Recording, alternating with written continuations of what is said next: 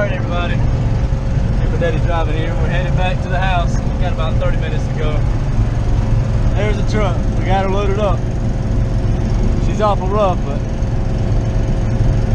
she's got everything we need, so we'll keep on riding and we'll see you when we get to the house. Well, I imagine that was a short 30 minutes for you guys. And here we are. It ended up being a 1977 model K20. Now I don't know why it's a K20. I mean, the VIN number comes out 2.5 ton and everything. I'm not familiar with why they would have had a 20 on there, but it's a Cheyenne 6-lug truck, short bed, and she's got some rust. She definitely has rust.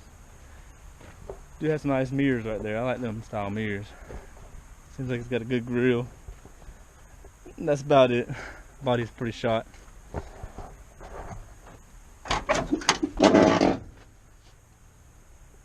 Here you go.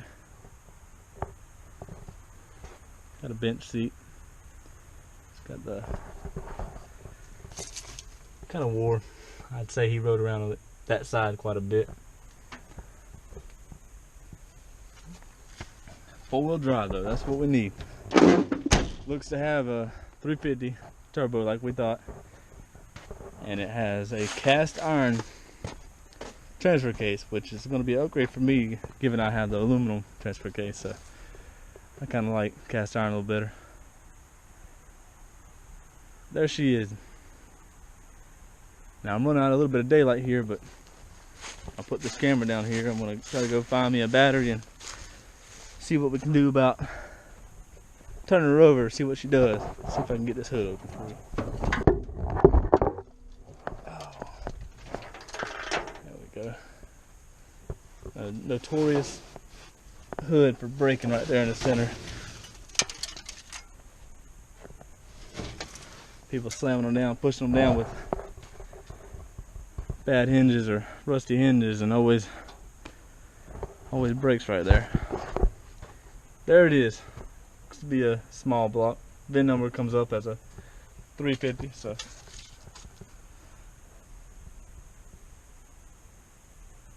there you go. See, she has something living in there somewhere.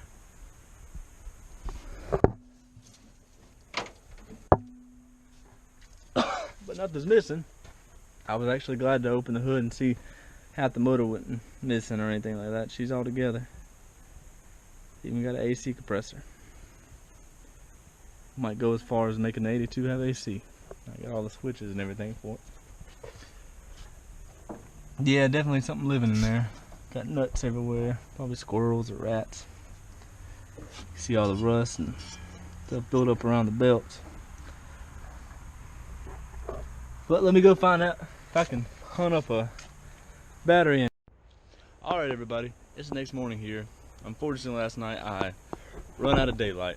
I went searching for a battery and couldn't find a signpost that had any juice, so I put one on a slow charger and here she is.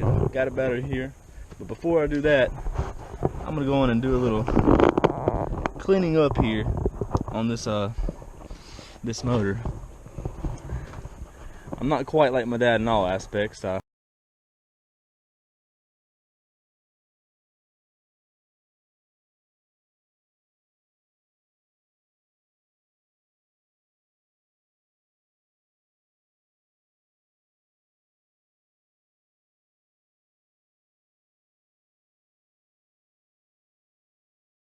Alright, that's good enough for who it's for. A lot better than it was.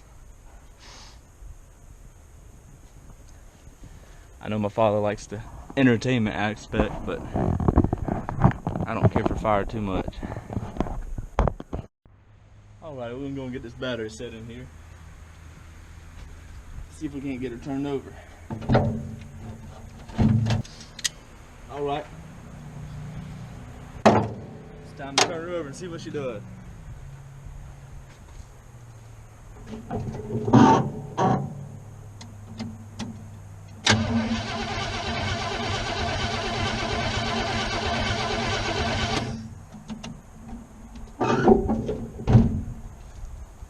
That's always a good sign. She turns over good. Battery charged up. say I do things a little different than my father. I'm a little bit more new school. So I'm gonna set up my camera here.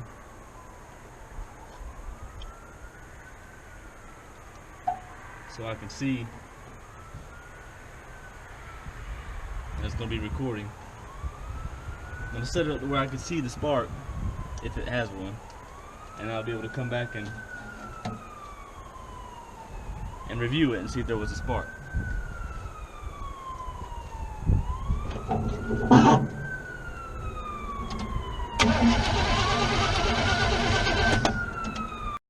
Alright, now that the fire truck's gone by making all that noise, which we never have go by, so anyways, I don't think I even have to review this because I could hear the spark. And it does have an HEI distributor, so you know, Chevrolets usually make a pretty good spark.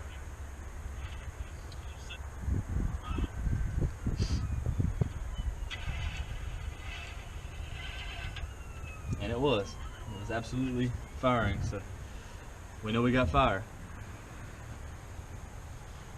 So I'm gonna plug this back on and I'm gonna go find some gas.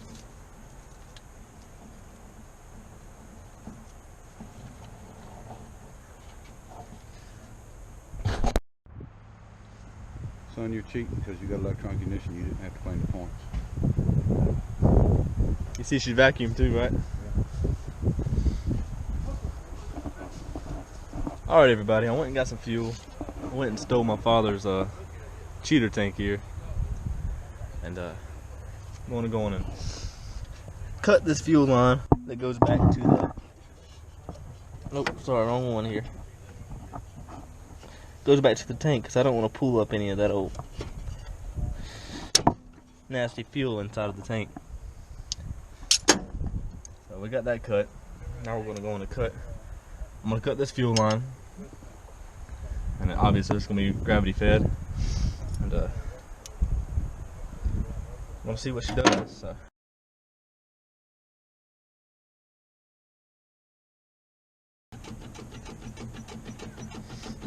Alright, you're good. I don't hear it. Just Do not condone this.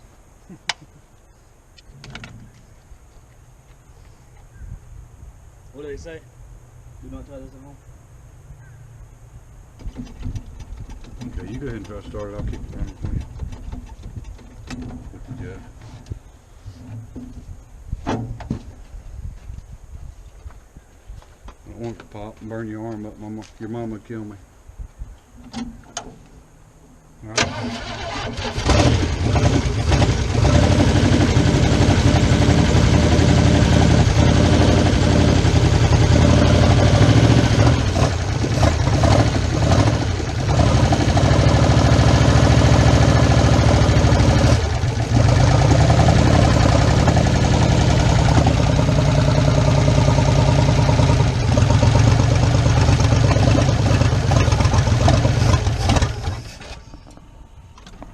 Well, she runs. Accelerator pump's not pumping.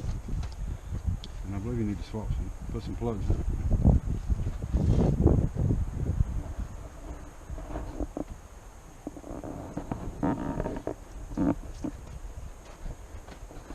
1977 model Cheyenne 20. I believe here it says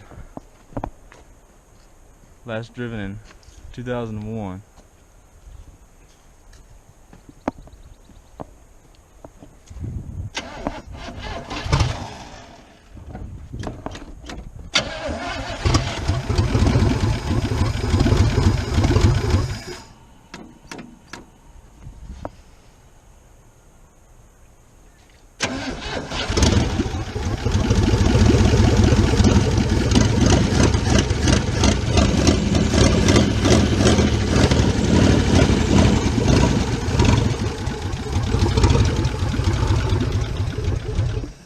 No smoke. Okay, folks, I'm helping my son out here a little bit on this project. We got crazy good oil pressure. This thing was reading right at 58, 59 pounds cold at idle, which is pretty high, but hopefully it'll go down a little bit. I mean at idle, because it's you know, not a good thing to have quite that much, but it pegs out at 60. We've got this engine missing and skipping real bad, and I thought at first, you know, spark plugs, but doing a little bit of testing here, we figured out what it is. And I've run into this before. When you've got a intake manifold that is a dual plane instead of a single plane, in other words, it's got separate ports, and what this does is it actually separates the fuel up to different cylinders.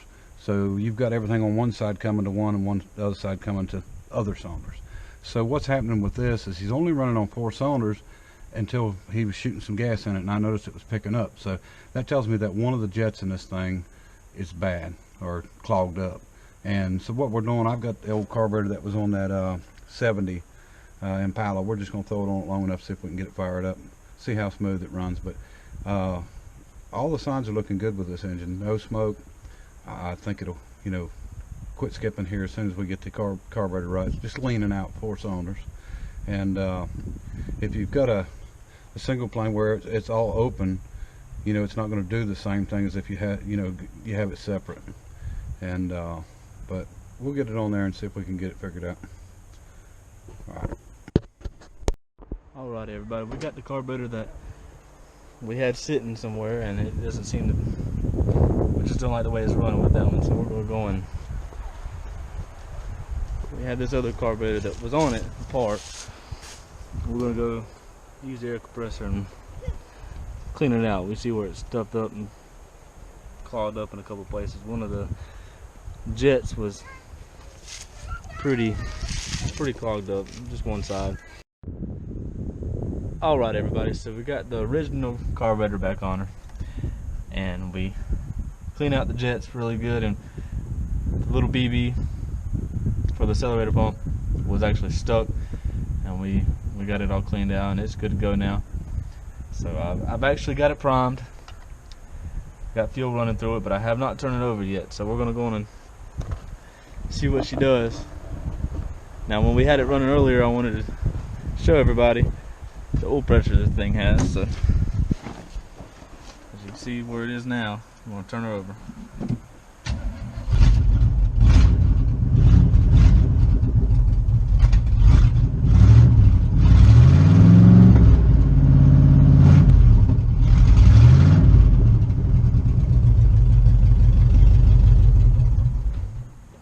Got good oil pressure.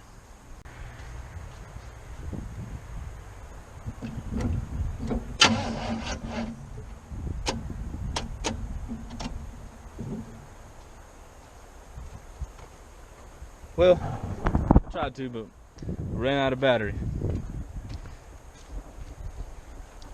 think a little bit earlier somebody left the key on. I ain't gonna point no fingers. But she runs.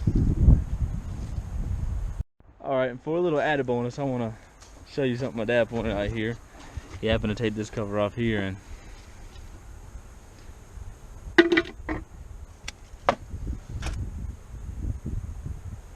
got some nuts in there. I remember him always calling this a nut catcher, not an air cleaner, so thought that was kind of funny. But there we have it. That's the first start in about 16 years. She seems like she's running pretty good. I want to thank you guys for viewing my channel, the ones that have and subscribed and everything. It means a lot to me. It gives me more motivation to keep doing videos and getting out here and learning all I can from my father. I really do appreciate it. So y'all have a good day. Thanks for subscribing. If you haven't already, please do. Thank you.